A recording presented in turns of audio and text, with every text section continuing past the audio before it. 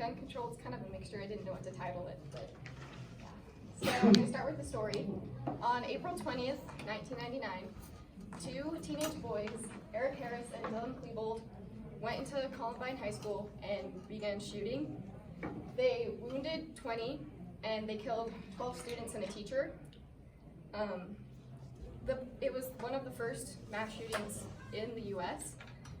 or the first mass school shooting in the U.S. and the police didn't have guidelines for it, so they didn't enter right away to go try and get the boys to stop.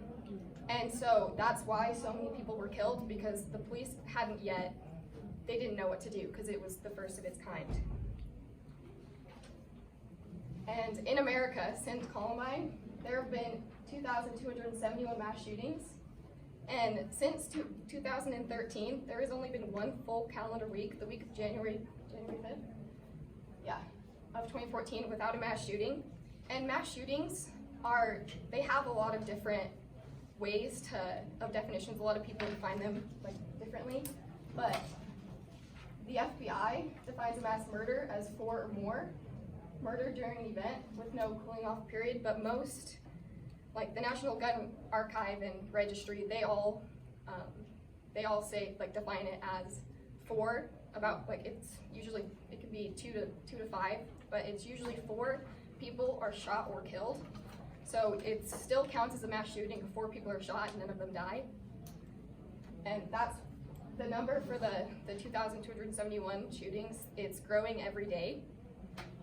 And because I haven't updated it for a while, so it's probably even more. And then the biggest issue with guns is our Second Amendment right. Our Second Amendment right is a well-regulated militia being necessary to the security of a free state. The right of the people to keep and bear arms shall not be infringed. So you have 2 groups with guns. It's usually the Republicans and the Democrats. The Democrats want gun reform, and the Republicans want their Second Amendment right. And the most common misconception on the Democratic side is they think they want to get rid of all the guns. That's not a practical idea or way, because there's really no way that you could get rid of every single gun.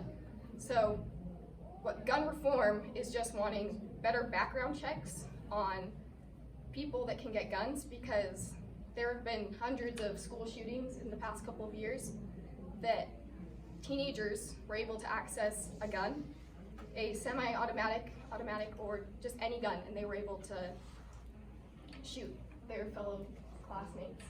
Now, there's a lot of different types of gun. The automatic guns, an example is an MP5. They can shoot automatics can shoot up to 3 to 100 volts per second. And in the mass shooting in Las Vegas, over 400 people were killed, or were not killed.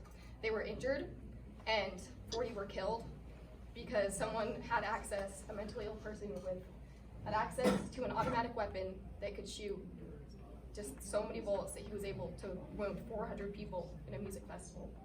Then there's a semi-automatic, which they all hold different amounts. Usually it's around 12 or 20.